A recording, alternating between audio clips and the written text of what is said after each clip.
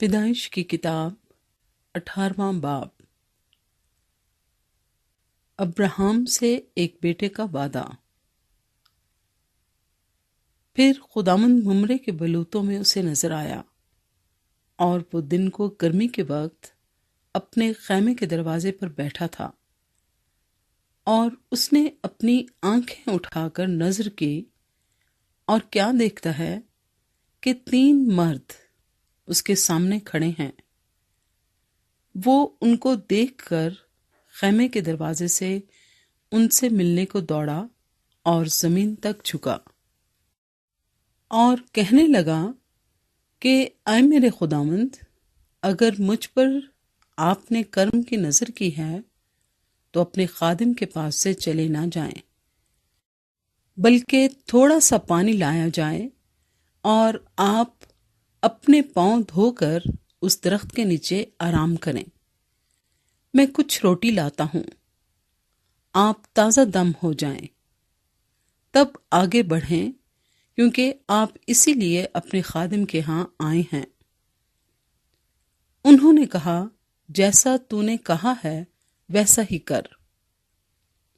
اور ابراہیم ڈیرے میں سارا کے پاس دوڑا گیا اور کہا کہ 3 پیمانے باریک آٹا جلد لے اور اسے گوندھ کر پھلکے بنا۔ اور ابراہیم گلے کی طرف دوڑا اور ایک موٹا تازہ بچھڑا لا کر ایک جوان کو دیا، اور اس نے جلدی جلدی اسے تیار کیا۔ پھر اس نے مکھن اور دودھ اور اس بچھڑے کو جو اس نے پکوایا تھا لے کر ان کے سامنے رکھا، اور آپ ان کے پاس درخت کے نیچے کھڑا رہا، اور انہوں نے کھایا۔ پھر انہوں نے اس سے پوچھا کہ تیری بیوی سارا کہاں ہے؟ اس نے کہا، وہ ڈیرے میں ہے۔ تب اس نے کہا، میں پھر موسم بہار میں تیرے پاس آؤں گا، اور دیکھ، تیری بیوی سارا کے بیٹا ہوگا۔ اس کے پیچھے ڈیرے کا دروازہ تھا، سارا وہاں سے سن رہی تھی، اور ابراہیم اور سارا ضعیف اور بڑی عمر کے تھے، اور سارا کی وہ حالت نہیں رہی تھی جو عورتوں کی ہوتی ہے۔ تب سارا نے اپنے دل میں ہنس کر کہا، کیا اس قدر عمر رسیدہ ہونے پر بھی میرے لیے شادمانی ہو سکتی ہے؟ حالانکہ میرا خاوند بھی ضعیف ہے۔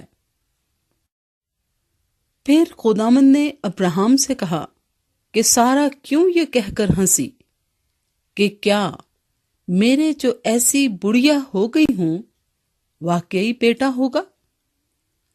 کیا خداوند کے نزدیک کوئی بات مشکل ہے؟ موسم بہار میں معین وقت پر میں تیرے پاس پھر آؤں گا اور سارا کے بیٹا ہوگا۔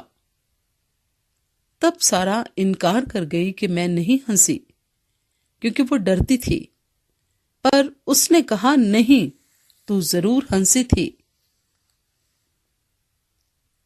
ابراہیم سدوم کے لیے التجا کرتا ہے۔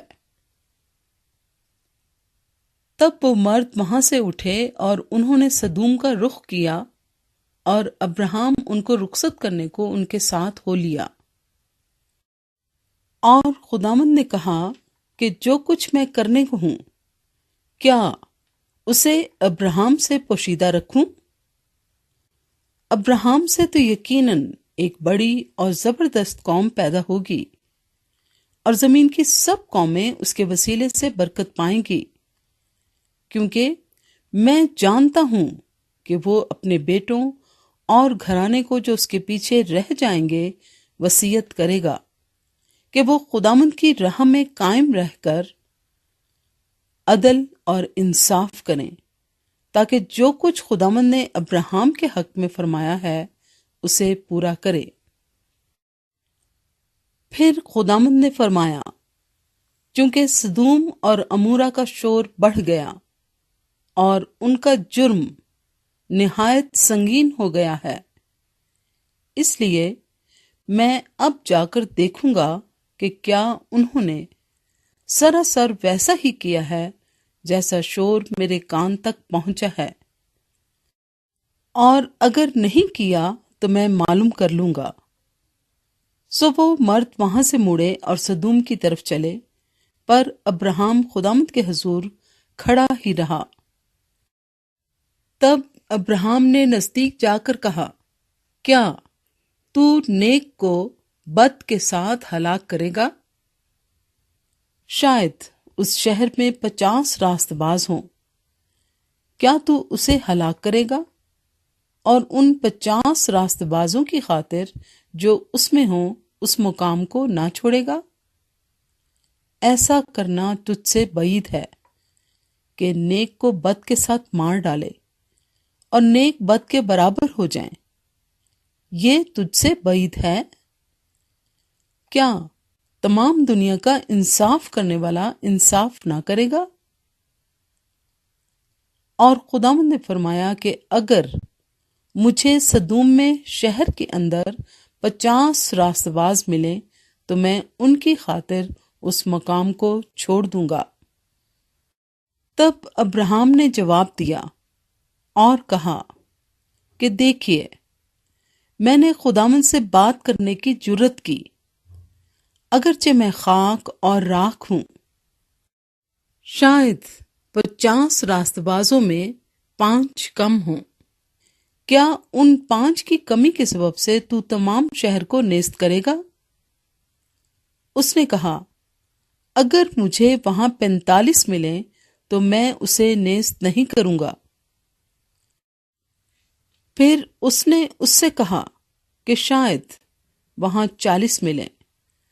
تب اس نے کہا، میں ان 40 کی خاطر بھی یہ نہیں کروں گا۔ پھر اس نے کہا، خداوند ناراض نہ ہو تو میں کچھ اور عرض کروں، شاید وہاں 30 ملیں۔ اس نے کہا، اگر مجھے وہاں 30 بھی ملیں تو بھی ایسا نہیں کروں گا۔ پھر اس نے کہا، دیکھیے، میں نے خداوند سے بات کرنے کی جرت کی، شاید وہاں 20 ملیں۔ اس نے کہا، میں 20 کی خاطر بھی اسے نیست نہیں کروں گا۔ تب اس نے کہا، خداوند ناراض نہ ہو تو میں ایک بار اور کچھ عرض کروں، شاید وہاں 10 ملیں۔ اس نے کہا، میں 10 کی خاطر بھی اسے نیست نہیں کروں گا۔ جب خداوند ابراہم سے باتیں کر چکا تو چلا گیا اور ابراہم اپنے مکان کو لوٹا۔